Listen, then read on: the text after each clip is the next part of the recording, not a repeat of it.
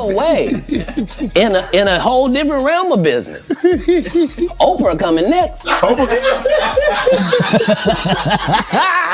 Once I establish this as a place of truth, oh yeah.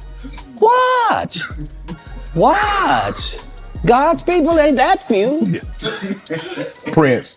Y'all, so it looks like the battle line has been drawn between Oprah and Katt Williams because Oprah is now threatening to ruin Katt's life after he embarrassed and exposed her as a handler for the Hollywood elites. But y'all know that Katt never backs down from a fight, and he is now fighting back at Oprah and threatening to release more tea on her and take her down completely. Y'all better come on inside the room, cause listen, this chaos is about to get real. Some of us are against the Illuminati, and we are against the Illuminati at our own detriment. When people are against the Illuminati, then they get punched in the face all the time. The press hates them, and nobody likes them.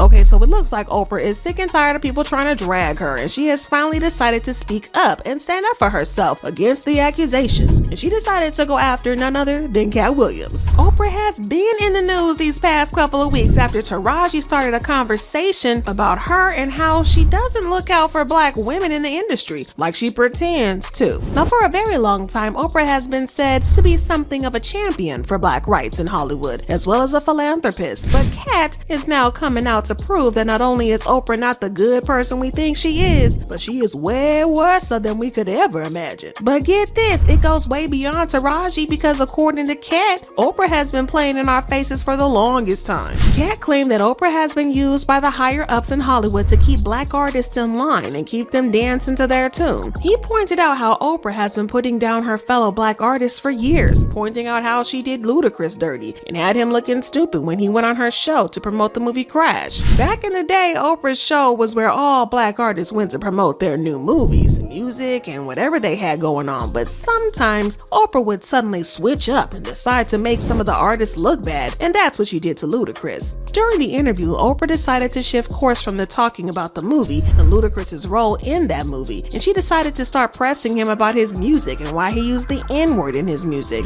even though the interview had nothing to do with his music. Ludacris definitely wasn't feeling it, and he called her out on the radio interview. About, I was there for Crash for the movie. Yeah. And basically she said something about not agreeing with my music, but she thought I did great in the movie.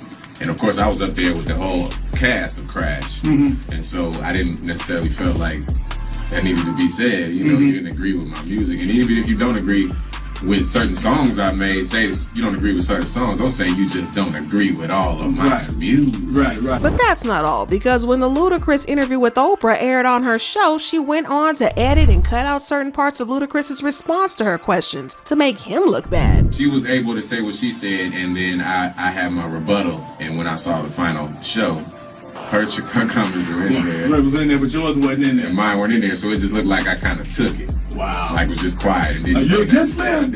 Now, according to Katt, what we're seeing is just the tip of the iceberg when it comes to her using her platform for all the wrong reasons, and he didn't hold back, throwing some major shade her way for the way she tried to destroy Michael Jackson's legacy. Now let's rewind to 1993, when Michael Jackson, the king of pop, granted Oprah a rare interview at his Neverland Ranch. Now that's a big deal because we all know how guarded MJ was about his private life. The exclusive sit-down catapulted Oprah's fame even higher, not just in the US, but globally. And for years after this, she claimed to be MJ's friend. But here's where it takes a turn. Fast forward to Michael's passing, and Oprah did a complete switcheroo. She hopped on the controversy train surrounding the Leaving Neverland documentary, putting MJ in a not-so-flattering light. She took it up a notch by dedicating an entire segment to interviewing MJ's former accusers, Wade Robson and James Safechuck. Now that move alone stirred up a ton of controversy because both Wade and James had backtracked on their earlier claims, swearing under oath that MJ didn't SA them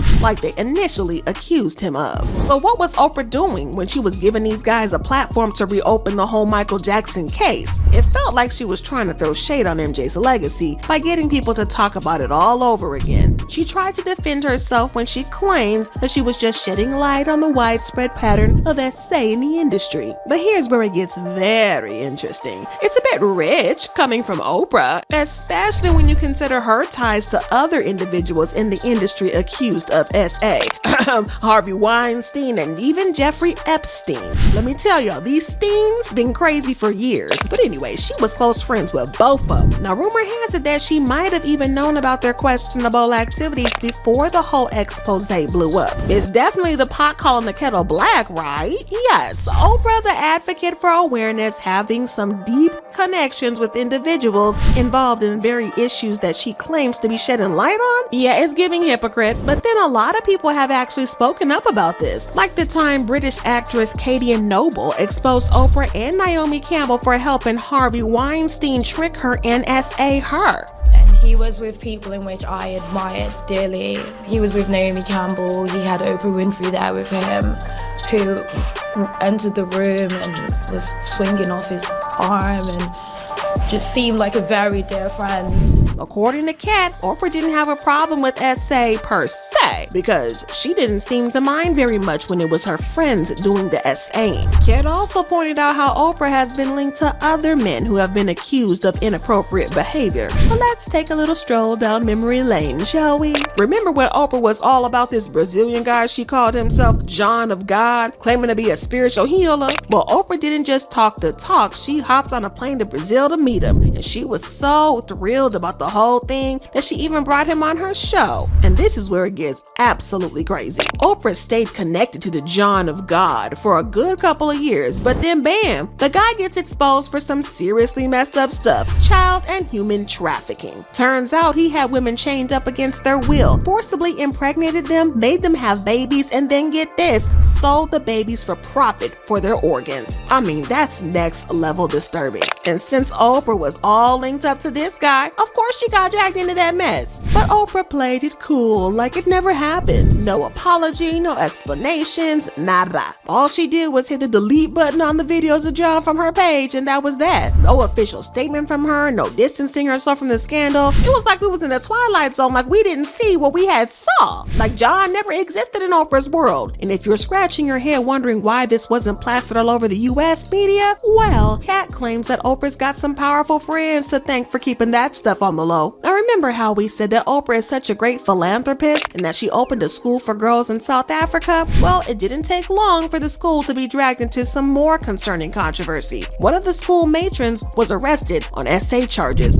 for being inappropriate with the female students, which is absolutely sad. Singer Seal also hinted that Oprah was lying about not knowing of Harvey Weinstein's crimes. He made a post on Instagram saying, "Oh, I forgot, that's right. You'd heard rumors, but you had no idea he was actually seriously a young starry-eyed actresses who in turn had no idea what they were getting into. My bad, sanctimonious Hollywood." But the interesting thing about this is that suddenly Seal faced battery charges only 5 days after calling Oprah out. The charges, of course, were dropped after a few days, but the interesting thing here is that an inside source revealed that Seal's accuser reported the singer to police in Los Angeles after she noticed that he had accused Oprah Winfrey of knowing about Harvey Weinstein's sexual offenses in a damning Instagram post. Well, according to Kat, this was not a simple coincidence because Oprah attempted to take Seal out and land him in jail, even though he was innocent of all the allegations that she brought against him. But that didn't matter to Oprah. She just wanted her lick back at all costs, even if it meant getting an innocent black man in trouble. Now, all this happened a while ago, and the rumors of Oprah being a handler just kind of died down after that, until Taraji's revelations a few weeks ago. Taraji went full-on truth bomb, admitting she was sick and tired of being shortchanged, getting anything but what she rightfully deserved. But she wasn't just talking, she was ready to walk it. Ready to walk it like she tuck it, walk it like she tuck it. In fact, she dropped the bomb when she almost walked away from the Oprah movie Color Purple because the offer that Oprah made was just too low and frankly insulting. I haven't seen a raise in my income since Proud Mary. And almost had to walk away from Color Purple. Yes, ma'am. Who said what? Yes, ma'am.